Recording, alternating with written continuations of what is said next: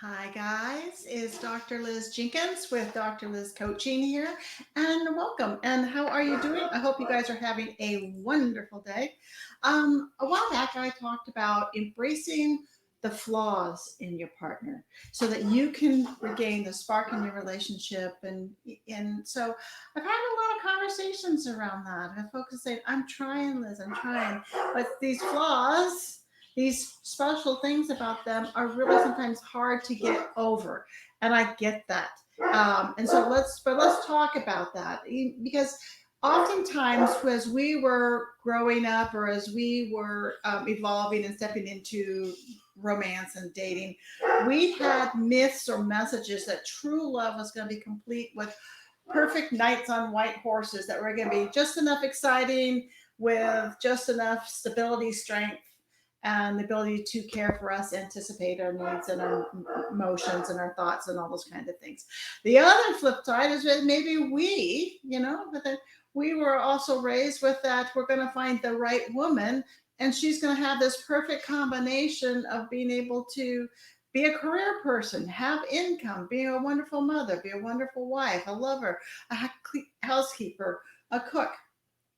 They're based on all sorts of bits and pieces that have come into our world, maybe the things that we watch from a child's perspective or from an outsider's perspective on the people in our life, or we interpret in our messages about what a couple is and how they show up.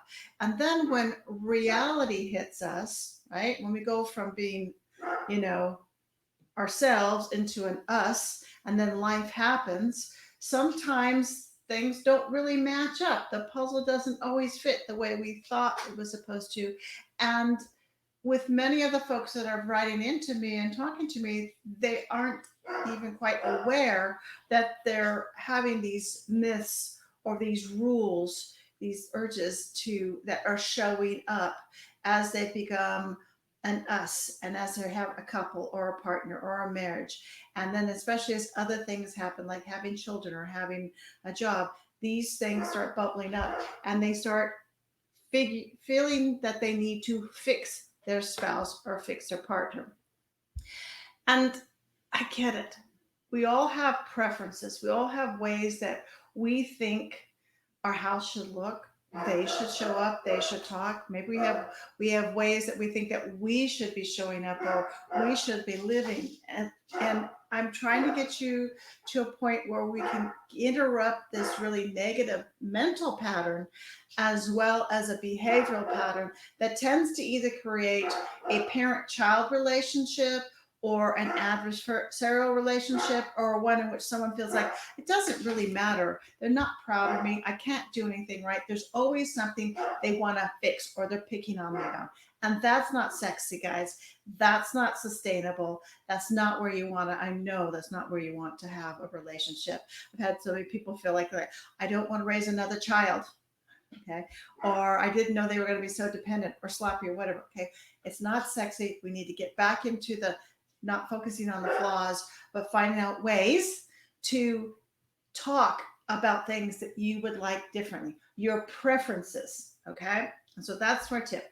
We're going to talk about how do you identify something that is annoying you or feels disappointing or embarrassing or frustrating or whatever, and how do we stop being critical, judgmental about it and figure out, is it me? Is it them? Is it the two of us because we came from different places or because we're quite honestly two separate individuals that have different styles about them? And maybe neither is wrong, but right now it doesn't feel right for the two of you. So when something is annoying you about your partner or your spouse, it's understandable that you want to have it stop, change, or fix. But attempting to force a change in another person, it really doesn't end up well.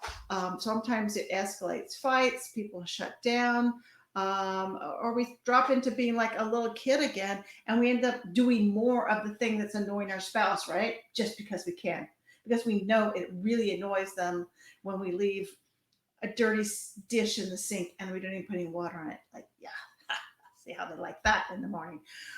Okay. We drop down in our maturity as well, guys. It's I get it. I get it.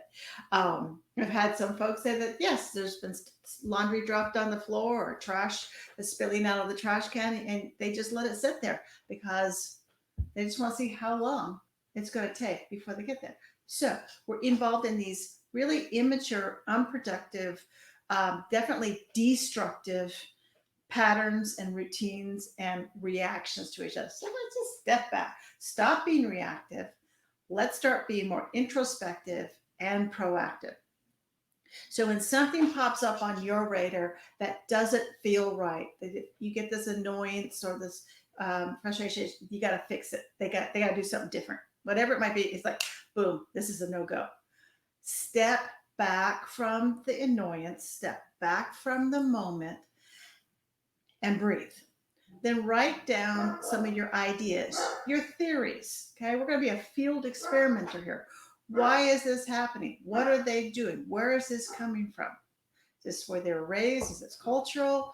Is it something that's a bad habit that you didn't mention earlier on, and now it's just kind of grown and morphed and become, as something to be considered, to be thought about? List your feelings as well. List your thoughts around that activity, the action, the lack of action. Okay. What is the emotion? You want to write that down. And are you used to this? Does this trigger something that might have come from your own childhood? Maybe your own memories? Or does it break the norm of what you think is correct? All right. And then we want to consider each of those things that you listed, which one might it really fall under? And then once you've figured it out, we want you to set some time aside. And you know about me, I'm all about let's ask and get the right timing. We want to set the right stage. So it means approaching them and telling them, asking them, hey, I've got some things I want to talk about, like that are getting on, that something that gets on my nerves on a regular basis. And I want to talk about it and see how we can fix it. When's a good time for you? And they may say, okay. And it's about the sink and the dishes that get left there all the time. It's on my nerves. So good. Tomorrow after you get home from work, that would be wonderful. I can wait. Right. So why do we ask? Because we want them to be aware and be ready. No ambushing. Why do we tell them what we want to talk about? So they have the agenda. So they're walking into the meeting already processing and thinking ahead. So they can listen, and it increases the likelihood that you're going to have a successful conversation. Because in this session or in this meeting, we hear them, we want to avoid accusing them or being critical or being judgmental. We want to be able to offer up what's bothering you about it and help the two of you come together as a solution. Because maybe what they're doing isn't a bad thing. Maybe it's a pretty normal thing in a busy life to have finished the coffee and breakfast bowl and they dumped it out, but they've just set it in the sink because they have to take off and they're late for a meeting. And why are they late? Because maybe one of the kids needed something or they had to take care of the animals, let them out before they jumped into a meeting. There are reasons behind it. And so that's a reasonable reason why that stuff may be sitting in the sink. But maybe the issue is more of you. Maybe you were raised in a family, or maybe you developed this very obsessive or exacting or precise definition of what a clean kitchen should look like. Maybe you were raised in a family where it was demanded that there not be a crumb on the counter and all things had to be wiped down and put into the dishwasher. No excuses. So we have to own this ourselves, and that's why I want you to give yourself time to problem solve, to do that field experiment evaluation, and then ask for the time with them, and then the two of you sit down and decide where you're going to go with this and from this information forward. So I hope that's helpful for you. I love to have patterns interrupted and have my couples understand where things are coming from, and how do we both get on track, or do we get on track with each other? So continue to drop your comments on there. I would love to work with you. If you are at all interested, just join me in a chat, message me, and we can set up a time to talk. Take care. Bye bye.